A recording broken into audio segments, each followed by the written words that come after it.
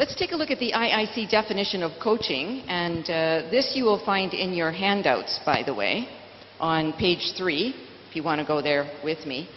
The IIC, like the ICF, which is another governing body, the IOC, as Gerard mentioned, there are many governing bodies who follow this type of definition of coaching. And the IIC is very happy to align with those other governing bodies. Coaching is simply an interactive, results-oriented, enlightening process that brings about change. It truly is all about the client. For the coach, it's not about how much you know. It's not about you telling your clients how much you know. It's about you helping them figure out how much they know. Does that make sense? Yeah. So our ego is back there, is back in the garden. We are, and we can take it back if we want it later, but when we're coaching, we are in a total loving presence with our clients. It's all about the client. Coaching provides each person with the opportunity to live a happier, healthier, and peaceful life while maximizing their personal and professional potential. Coaches believe that their clients are resourceful, and the coach's role is to provide support to allow the client to enhance their own skills, resources, and natural creativity. Coaches using effective coaching skills work in partnership. Coaching is truly a partnership with their clients on a voyage of self-discovery of strategies and solutions to achieving their dreams, aspirations, and goals. If I was to put this slide into 2 words, coaching is self-discovery. Yeah? Big slide. Let's just say coaching is about self-discovery. You, as a coach, as an entrepreneurial coach, you know, you're hired for life coaching, business coaching, whatever. And certainly you're helping your clients self-discover solutions to challenges and goals. How is coaching distinct? Let's take a look at that. Therapists are the archaeologists, you know, the counselors and therapists, the archaeologists. They go into your past and they dig, and you can stay there for 10, 15, 20 years, right, talking about the same topic, or 5 years, or 2 minutes, whatever. But they do a lot of digging in the past, and they take you into the past a lot. Coaches are the architects. These are the folks who architect the future. They are helping our client. We are helping our clients build their future. By the way, this presentation, I don't have to save paper, to save the trees of India. Some of this material, or a lot of this material in my slides, is not in your handouts. However, we are going to, this evening, we are going to put these slides on the coachingconference.in website. Yeah, so you can download it. Is that okay? Yeah. So just enjoy. Take notes, of course, but I promise you this evening they will be up there. Right, Indrajit? They'll be up there tonight, yeah? Okay? Now, consulting is analysis and recommendation. So when we hire a consultant, they come in and they do an analysis of whatever's going on in our organization, and then they make recommendations of what corrections could be made. Is that correct? Yeah, that's what a consultant does. Mentoring is sharing wisdom. Sharing wisdom. We are sharing our thoughts with our clients. And training, well, training modules where the facilitator does most of the instruction, workshops, and seminars.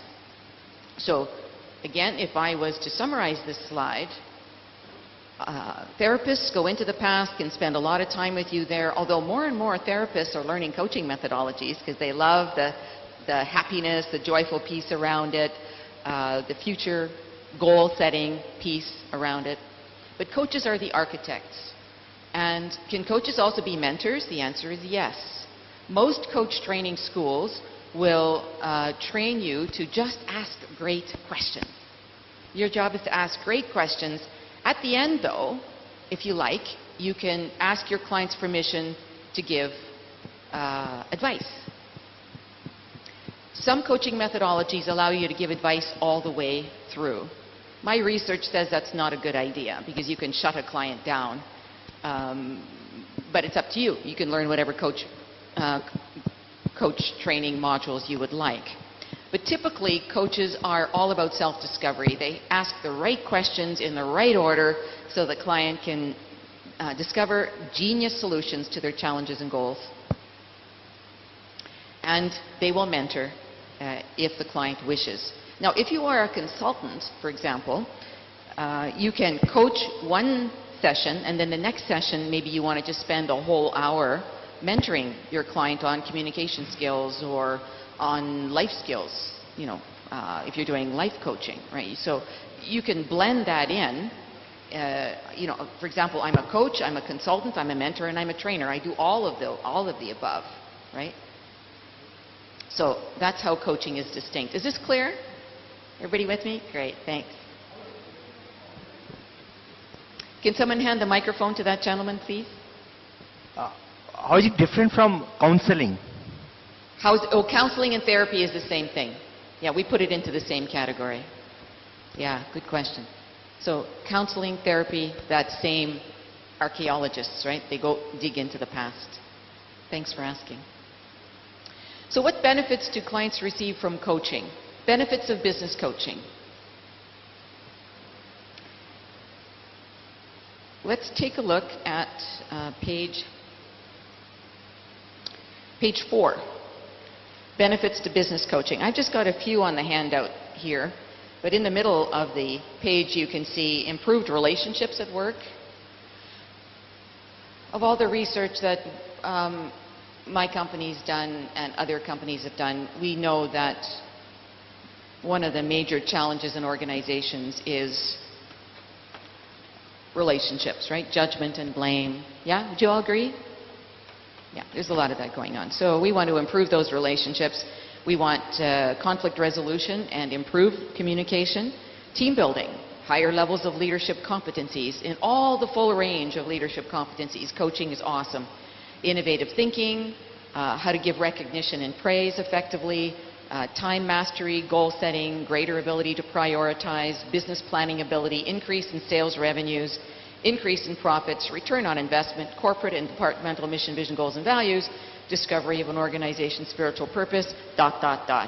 In other words, there are so many benefits for business, for coaching in business. Yeah? Did I miss any major ones? Okay. And benefits of life coaching. Let's take a look at the bottom of the page here. Improved relationships and understanding of our behaviors in a relationship at home. So, husband, wife, children, parents, grandparents, yeah? And I know in the Indian culture, you have a beautiful culture where many generations can live together. And while that produces some wonderful benefits, I'm sure it creates some challenges too, yeah? Yeah. So coaching can really help with that. Microphone over here.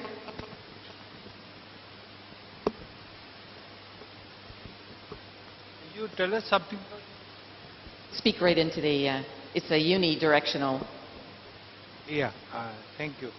Could you tell us something more about this discovery of an organization's spiritual purpose?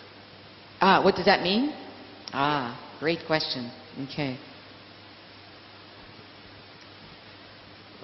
I don't have my slides up on the following, but we have many challenges in the world today. Global warming, yeah. We fished out the seas.